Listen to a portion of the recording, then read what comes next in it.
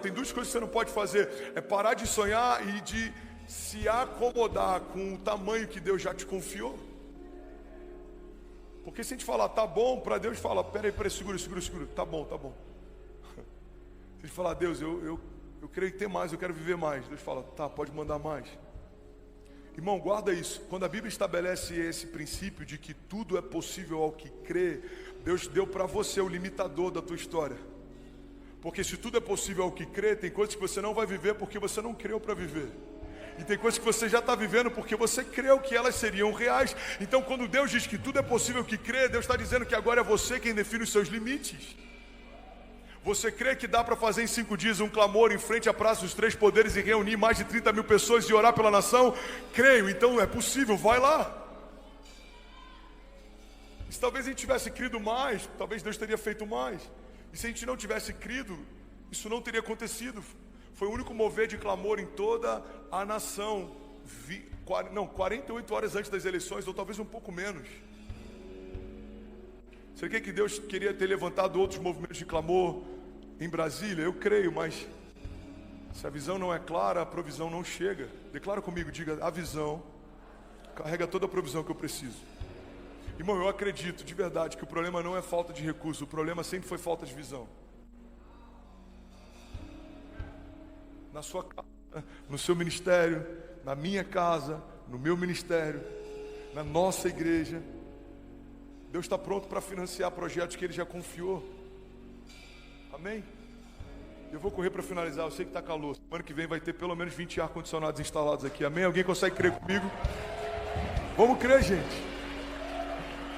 Daqui a 4, 5, 6 semanas você vai poder vir até de casaquinho aqui, porque vai estar gelado aqui dentro. Só não espera só isso se tornar uma realidade para a vida, tá, irmão? A fé é uma antecipação. Não vem só porque está gelado não, já começa a crer que vai estar gelado. Todo domingo você já traz um casaquinho e deixa no carro. Vai ter um dia que você vai precisar dele. Amém? O segundo pilar que eu queria compartilhar, e esse eu prometo que vou ser bem rápido para a gente terminar, é que assim como a gente precisa discernir a visão, a gente precisa proteger a visão. Fala para quem está do seu lado, você precisa proteger a visão. Olha que coisa interessante, irmão, olha para cá. Eu lembro que quando a gente começou Miami, eu já falei sobre isso aqui, mas vai ser novo para alguém. Eu aluguei um galpão, um warehouse no meio de um distrito industrial. Então era um galpão, 10 mil square feet. Me ajuda a calcular rapidinho quanto que dá 10 mil square feet em metros quadrados, mano. E aí a gente pegou, era um galpão vazio, sem parede, sem nada, não tinha nada, só tinha banheiro masculino e feminino, não tinha mais nada. E o único budget que eu tinha dava para comprar um pouco de tinta e fita. Aí eu comprei uma fita que nos Estados Unidos você usa muito para proteger alguns acabamentos quando você vai pintar. Sabe aquela fita azul que você coloca, tipo uma fita crepe? Aí você pinta em volta, depois você remove ela e aquele lugar ficou protegido. Falei, quanto é que a gente tem aí? Tem tanto. Falei, então tá bom. Aí fui na Home Depot, comprei alguns rolos de fita azul.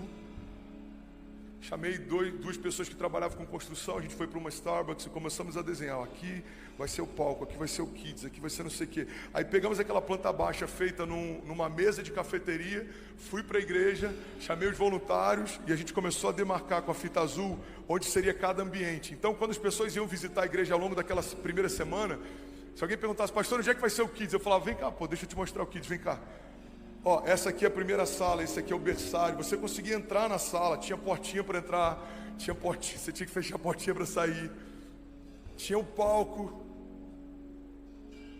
Por que eu estou falando disso? Porque eu lembro da alegria que era quando a provisão chegava e a gente tirava aquela fita azul. Cada fita que era removida era um milagre que estava sendo instalado. Então chegava a provisão para um pouco de drywall, a gente tirava a fita e botava drywall. Chegava a provisão para mais uma sala do kids, a gente tirava a fita e fazia mais uma sala do kids. Eu lembro, irmão, de uma vez que chegou um cara para servir e ajudar, ele era marceneiro. Baixinho o apelido dele. Ele falou, pastor, tudo bom? Meu nome é Baixinho, eu sou amigo de fulano. Ele falou que vocês estão precisando de ajuda, eu sou da VUL, eu sou de outra igreja, mas eu queria ajudar, o que vocês precisam? Eu trouxe tudo, máquina de corte, eu trouxe maquita. Eu falei, cara, glória a Deus, que bom que você chegou, a gente tem que fazer o palco. Aí ele falou, Raquel, não, beleza, onde é que está a madeira? Me fala que, você nem se preocupar não, eu reúno o grupo aqui, eu já começo a fazer o palco. Eu falei, então, a gente também não tem madeira. Aí sabe o que aconteceu? Aquele cara foi para Home Depot, comprou todo o material que precisava, trouxe o material e fez o palco. Porque quando Deus envia uma provisão, Ele não envia uma provisão em partes ou incompleta. Deus, Ele faz tudo perfeito. Então Ele envia para você os recursos, as pessoas, as conexões, as portas, Ele te dá visão. E Ele vai te levar aos lugares que Ele te mostrou que te levaria. Por quê? Porque Deus não é defraudador. Ele não te mostra algo que não tem intenção de cumprir. Ele não te permite enxergar algo que não tem intenção de fazer.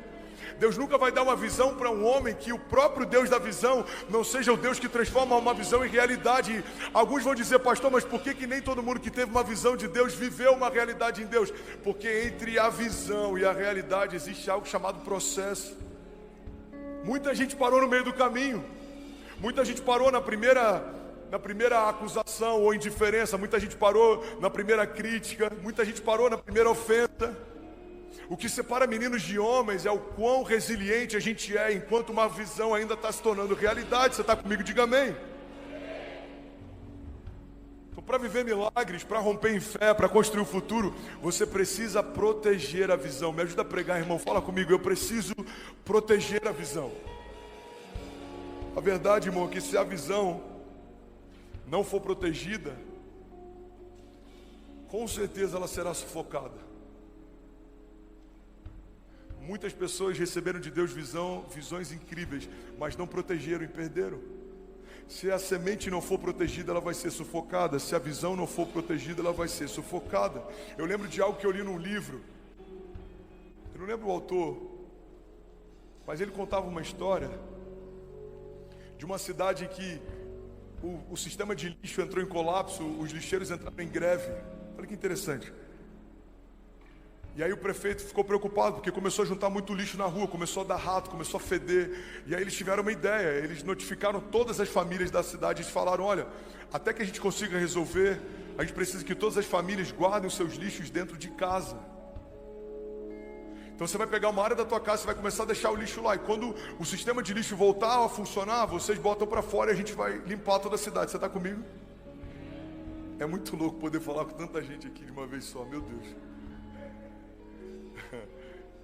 E aí, cara, nessa cidade um cara teve uma ideia. Ele foi na cidade, no centro, comprou papéis de presente. Ele embalou o lixo dele como se fosse embalagem de presente. Ele botou um laço incrível, ele botou uma embalagem incrível. E aí ele foi de manhã bem cedo, parou o carro na frente da praça, no centro da cidade, ainda estava bem escuro.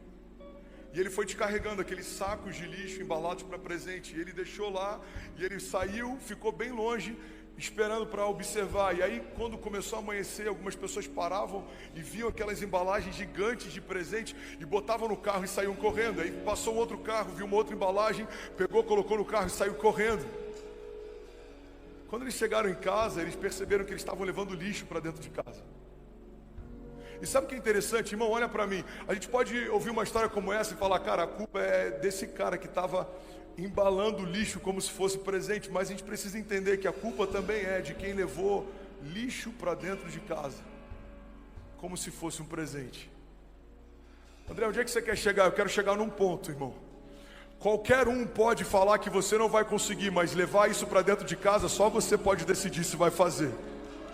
Qualquer um pode desconfiar e desacreditar no milagre que Deus disse que vai cumprir, mas é você que vai decidir se vai levar essas opiniões para dentro de casa ou não. Irmão, tem muita opinião que nada mais é do que um lixo embalado como um presente. Bons conselhos que não te levam para o lugar onde Deus te chamou para estar. Nem todo bom conselho é um conselho de Deus, nem toda boa opinião é uma opinião de Deus, nem toda boa palavra é uma palavra de Deus, porque se Jesus tivesse ouvido Pedro, ele teria aberto mão da crucificação. Pedro fala, mestre, a gente não vai permitir que você seja morto, a gente não vai permitir que você seja entregue. Jesus fala, aparta-te de mim, Satanás. E a gente vê lá na frente Judas vindo com os homens que iriam capturar Jesus, e com um beijo ele traz Jesus, e Jesus olha para ele.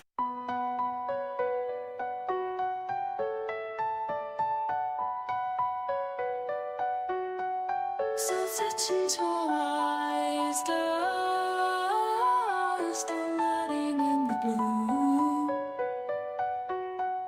A sea of emotions where I must think.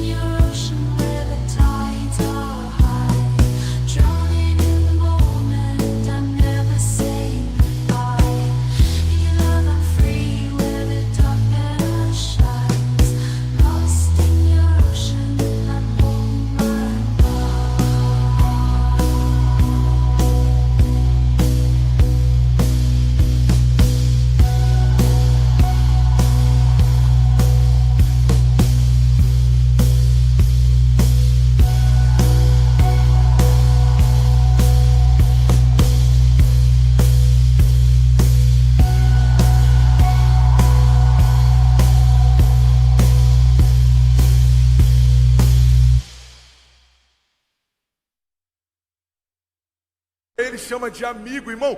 Como que Jesus chama Pedro de Satanás e chama Judas de amigo? Por um princípio básico. Pedro estava tentando poupar Jesus do seu destino profético. Judas estava empurrando Jesus para aquele lugar.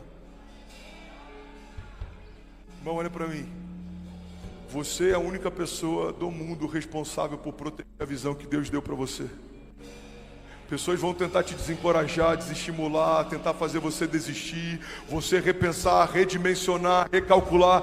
Por que não metade? Por que não uma parte? Por que não depois? Por que não? E a pergunta que a gente tem que fazer é: por que não agora? Por que não maior? Por que não do jeito que Deus me mostrou? Por que não crer no impossível? Por que não ver o impossível? Por que não crer no inacreditável? Alguém está aqui comigo, pelo amor de Deus, diga: eu creio que a fé não limita a Deus e Deus não limita a fé. A responsabilidade é nossa de proteger a visão. Não dá para dizer: cara, me desestimularam. É você quem permite levar opiniões para casa ou não. Cara, elas me fizeram mudar de opinião. Irmão, se Deus te deu uma visão, caminha debaixo dessa visão até que ela se torne uma realidade. A visão clara de propósito sustenta você no meio da jornada. A visão clara do propósito faz você não se perder no meio do caminho. A visão clara de propósito é o que vai fazer você viver o que ninguém viveu, ver o que ninguém viu, ouvir o que ninguém ouviu. Você está comigo? Diga amém.